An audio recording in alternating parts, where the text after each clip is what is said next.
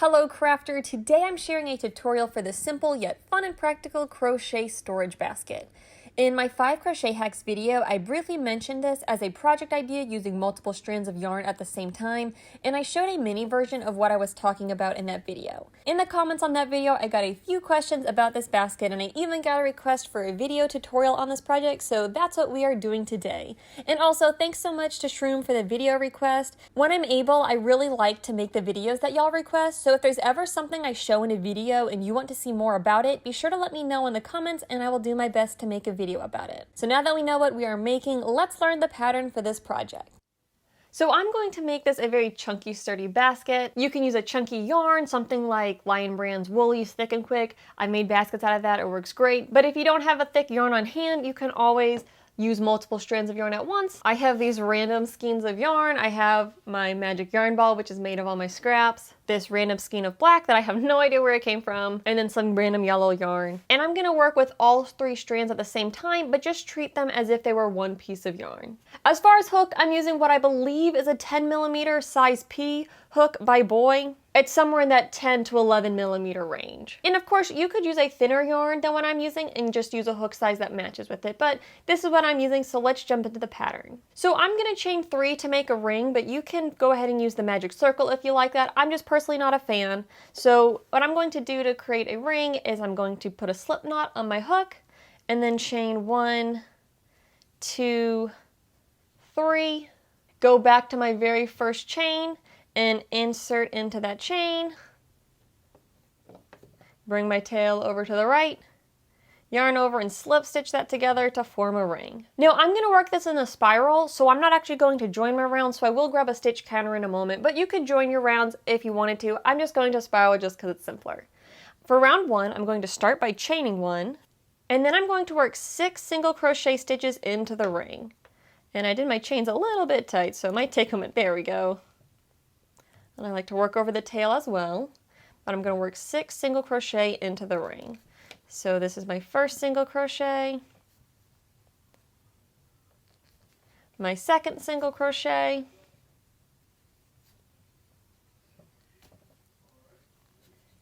third single crochet,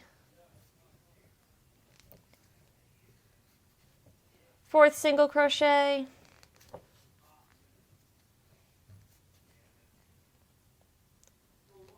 fifth single crochet,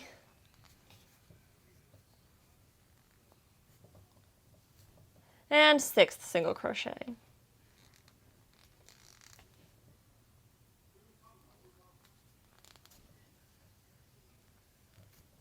So I have 6 single crochet to complete round 1. So now I'm going to start round 2, and again, I'm just spiraling. I'm not joining my stitches, so I'm going to count back 1, 2, 3, 4, 5, 6. This is the first stitch of round 1, so that's where I'm going to work my first stitch of round 2. And what I'm going to do for round 2 is I'm going to work 2 single crochet into every single stitch. So 1 single crochet into that stitch, and 2 single crochet, both in the same spot. So that's a single crochet increase.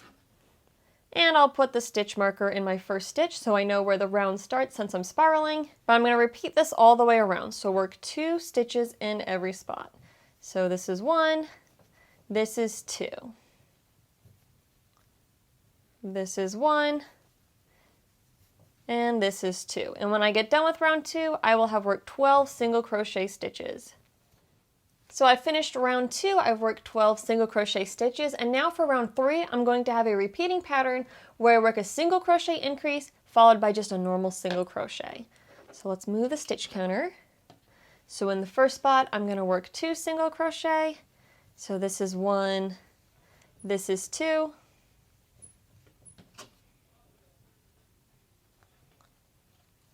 And then in my next stitch, I'm going to work just 1 single crochet. And repeat that around 6 times. So a single crochet increase where I work 2 stitches in the same spot, followed by 1 single crochet. I'm going to keep repeating this around, and when I get done with round 3, I'll have a total of 18 stitches. So something I want to mention in case you're not familiar with working in the round is if we want to create a flat circle and we're working with single crochet, Our first round is going to have 6 stitches, and every round we're going to add an additional 6 stitches. So our first round had 6 stitches, our second round will have 12, our third round will have 18, fourth round will have 24, and so on and so forth.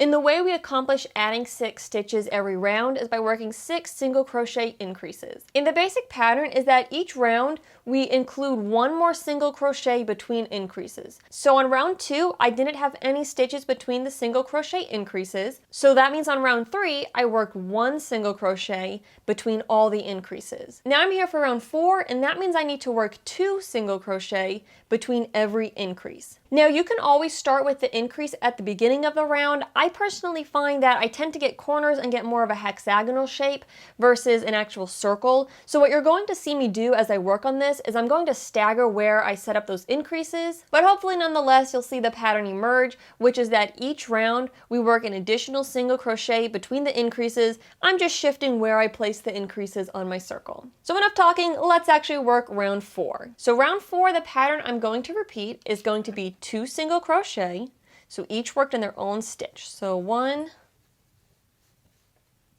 and 2, again it's worked in its own stitch, and then in the following stitch I'm going to work that single crochet increase where I work 2 stitches in the same spot. So 1, 2 in the same spot, and I'll repeat this around until I end up with 24 stitches. So in each of the next 2 spots work 1 single crochet, so this is my second one.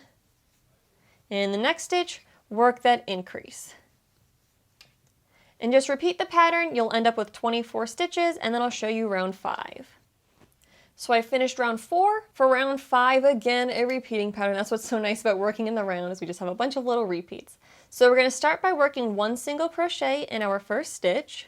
Then in my following stitch, I'm going to work a single crochet increase. So I'm working 2 stitches in the same spot, right there together.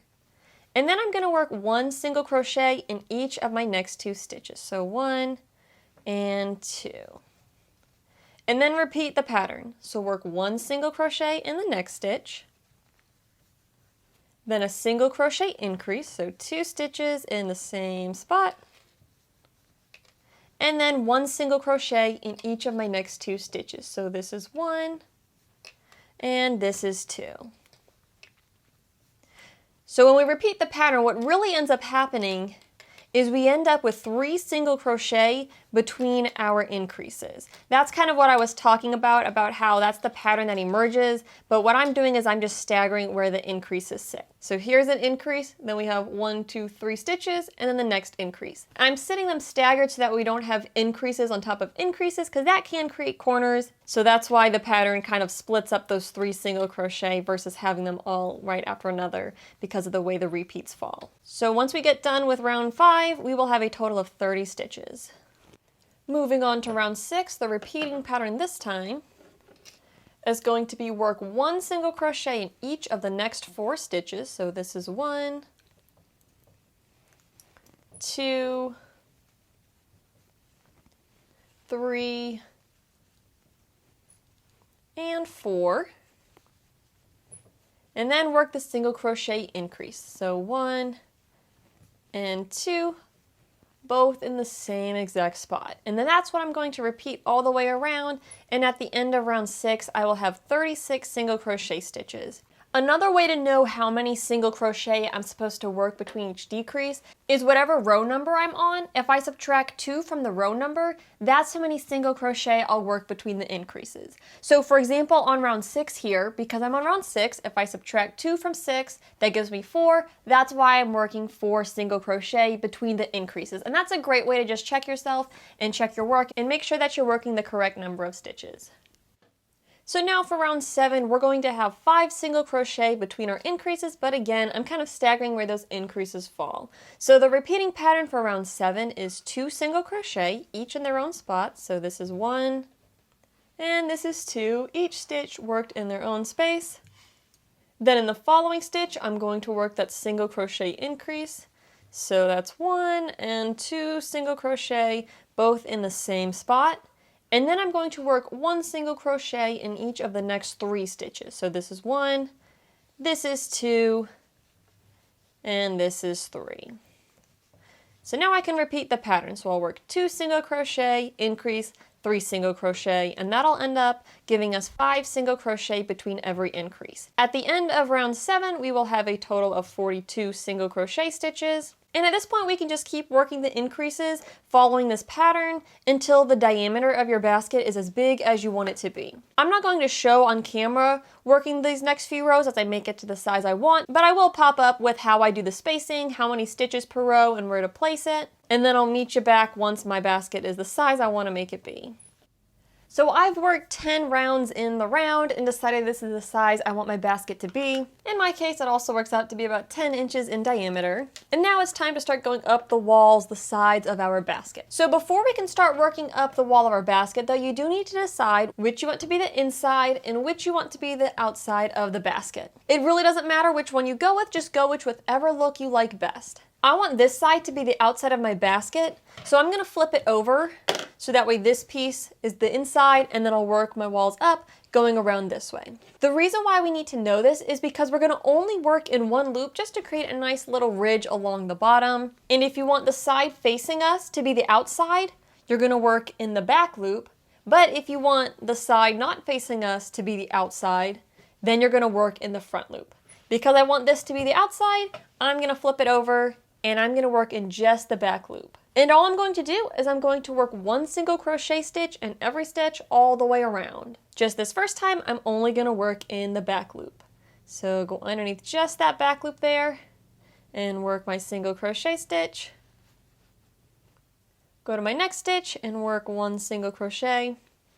And in my case, because I worked 10 rounds to my base, round 10 had 60 stitches, so this round for me is going to have 60 stitches worked evenly around. So I'm working 60 single crochet in the back loop only. And that's going to create that nice kind of little ridge there along the bottom, just really define the bottom edge of the basket. But I'm just putting 1 stitch in every space, working in just that back loop. So let me work this around and then I'll show you how we work up the rest of the basket. So I just worked my 60th single crochet, working them all in the back loop, creating this nice little ridge here along the bottom. And that's going to count as the first round of the walls of my basket. And now to complete the rest of the height of the basket, I'm going to work 60 single crochet around, but from here on out, I'm going to work in both loops.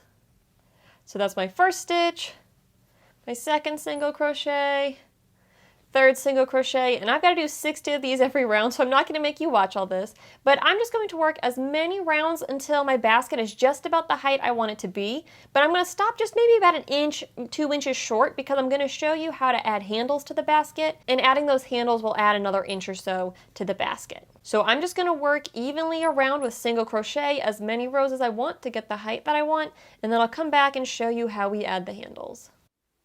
So I've been working on the basket for a while, just going up the sides evenly. Here's what I have at this point. Again, we have that ridge along the bottom. The sides go up nice and straight and sturdy. I've got all the yarn I've been working with in here. As another note, my black yarn ran out, so I swapped it out to this blue yarn. So for my basket with this size, I have the 10 rows working in the circle. Then row 11 was where we worked in just the back loops to create the ridge. And then rows 12 all the way on up through 25, I just worked evenly single crochet around, and for me, I had a total of 60 stitches each round. So I'm gonna do 2, maybe 3 more rounds, but this next round we're going to set up for the handles, and then the next round we'll work the handles. We do need to do a little bit of math. I'll give you my counts if you're making your basket the exact same size as mine, meaning you did 10 rounds for your circle and ended up with 60 stitches going around. But let me explain the math of how I'm coming up with these numbers, so that way if you make your basket bigger or smaller, you can make it work for whatever size you want. Now don't worry, the math isn't too bad. It's just a little bit of subtraction and a little bit of division. So we're just going to plug numbers into the boxes and that'll tell us what we need to do. So in this first box, you want to put in how many stitches you're working in the round for your sides. In my case, that's 60. Then the next box is going to be how many stitches we use to create the handle. I want to use 5 stitches to create each of my handles, so I'm going to put 5 in here. And we're doing 2 times 5, that's kind of what this is supposed to mean, because we have 2 handles. So we want to do the 2 times 5 first before we do the subtraction, so that's going to give us 10. So in my case, it's 60 minus 10 gives me 50. Then whatever number we end up with here, I'm going to put it down in this box. and then divide that by 2. So in my case, 50 divided by 2 is 25. So here's what these numbers are telling me. I'm going to work 25 stitches, then I'm going to work 5 stitches for the handle, then another 25 stitches, and then 5 more stitches for the handle. And that's going to give me a total of 60 stitches, which is how many stitches I started off with. Basically what this number is telling us is we need 25 stitches between each handle. So you plug in your own numbers if you did a different size, but if you ended up with 60 stitches, then you'll use the 25 number I got here. And of course you can make your handles wider or smaller than mine, so you could plug in a different number there if you want wider or narrower handles as well. So when I create my handles, I know I'm going to use 5 stitches to create them, and I know I want 25 stitches between my handles. However, I don't want my handles to sit here, kind of where we started. I want to work around the side a bit and put a handle here and a handle here. So I'm going to just work some single crochet evenly around, one in each stitch, until I get to the point where I want to put my first handle. And you can work as far around for your first handle as long as you don't go above that 25 number. And in your case, it might be a different number, but basically don't do more than the number of stitches that will be between your 2 handles. But you can work none, you can work the full amount, work however far around you want to place your first handle. Alright, so for me, I'm where I want to work my first handle. I worked a total of 12 single crochet stitches here, and now it's time to create the handle. As I said, I'm going to use 1, 2, 3, 4, 5 to create the handle, and the handle is very simple. We're basically going to chain and then skip all 5 of those stitches. Now, because I'm skipping 5 stitches, I like to add an extra stitch to my chain just because it'll give the handle a little more of a curve to it, and I tend to do my chain stitches pretty tightly. So I'm skipping 5 single crochet. So I'm going to work 6 chain stitches. So 1, 2, 3, 4, 5, and 6. Then I'm skipping the next 5 stitches. So 1, 2, 3, 4, 5. And then in the following stitch, I'm going to work a single crochet. And now we need to remember that 25 number again. I'm going to work 25 single crochet stitches and then repeat this process to create my next handle. Alright, so counting from this single crochet all the way to this single crochet, I have worked 25 single crochet, and now it's time to create the second handle. So again, I'm going to skip 1, 2, 3, 4, 5 stitches, so I'm going to add 1 to 5 for a total of 6, and I'm going to work 6 chain stitches. So this is 1, 2, 3, 4, 5, and 6. Then skip those 5 single crochet. This is 1, 2, 3, 4, 5. And in the next stitch, work a single crochet.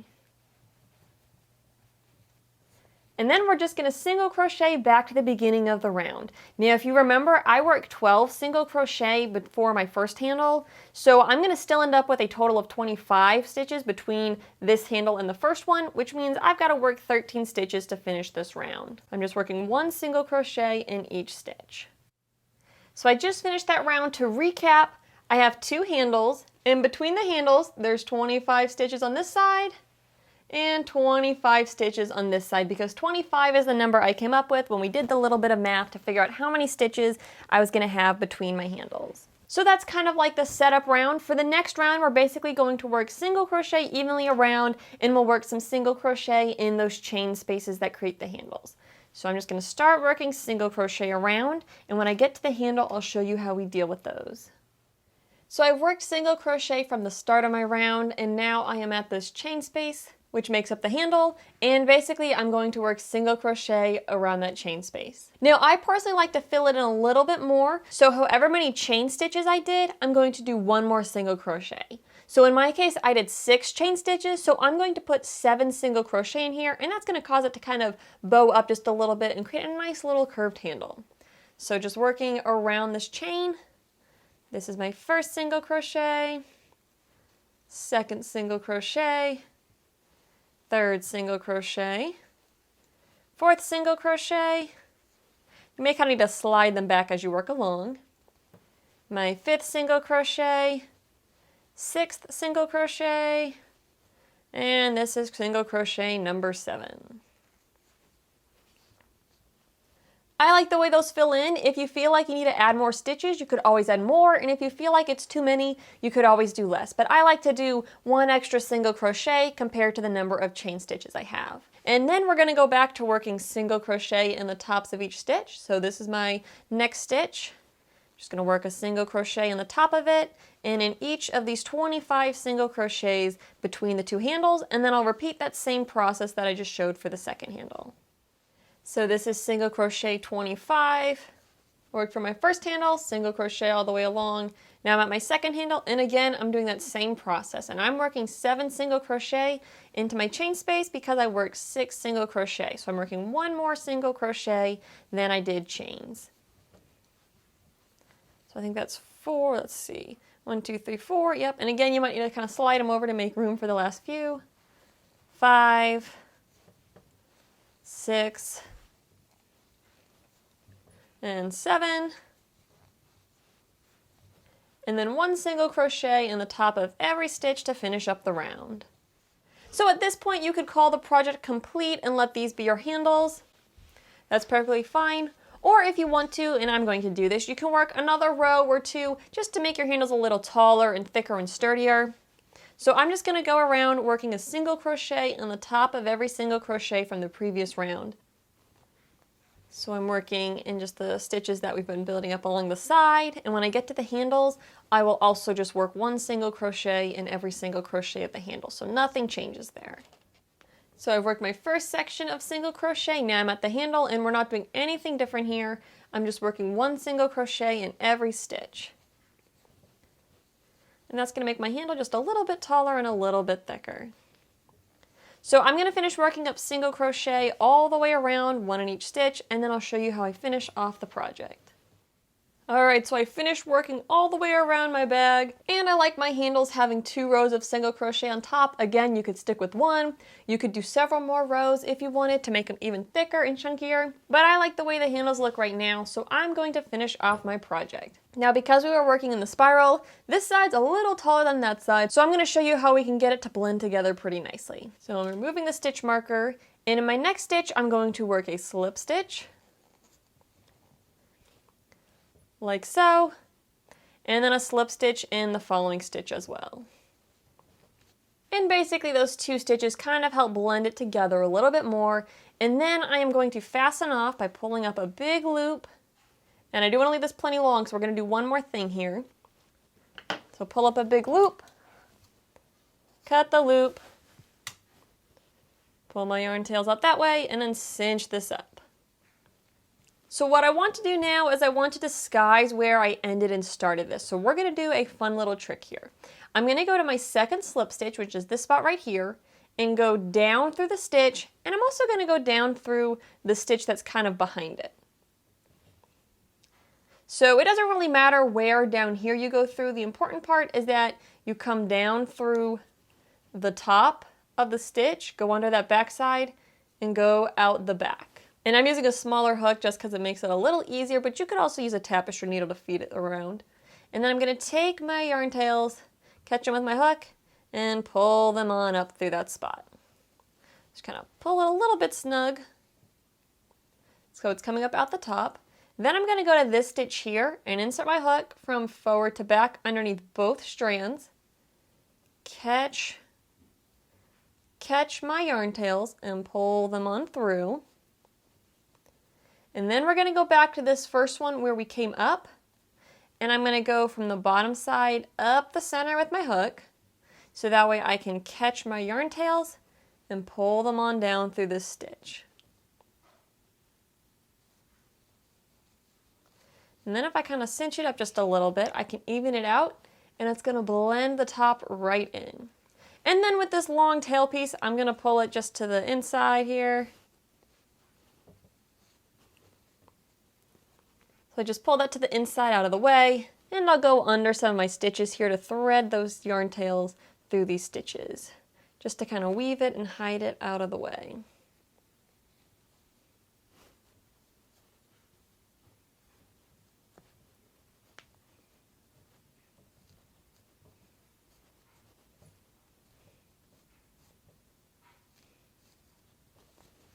We'll go down a little bit further just so they're nice and secure, and then I'll cut the yarn tails. Again, you can use a needle for this step if that's easier. I just didn't really feel like threading 3 strands of yarn onto the needle, so just kind of pull it in there, take some of the tension out, trim these tails, and we're almost done. We've got to deal with these tails from the very beginning. I'm just going to weave them through the center, and I already worked around them a bit when I made my circle, so I don't need to weave them in very much. Just weave them in a little more to make sure that they're nice and tucked out of the way. Trim those tails. And now our basket is finally complete. So here's what the finished basket looks like. I think this is so cute and I really like how it turned out using all the random yarn colors. But this is a great way to make some very cute yet very functional storage baskets or tote baskets. You can use these for storing items like towels or storing yarn. You can also use this as a project basket where you put your projects that you're working on inside of there and then just carry it around wherever you're working on your projects. But whatever you make it for, they're pretty straightforward to make, they're fun to whip out a bunch of them, and by using the chunkier yarn, it makes this project go really fast. We create a large basket in not too much time at all. Of course, don't forget with this basket that you can customize it to whatever size you need. So if you have something in mind that you want to store in one of these baskets, you can make your basket a custom size. But I hope you enjoyed this project. I know I had a lot of fun making it. So let me know what you think about it by leaving a comment on the video. And if you did enjoy this project, please like the video as that helps out my channel. I really do appreciate all the support. But that is the project. I'll catch you on my next video. And until then, happy crafting.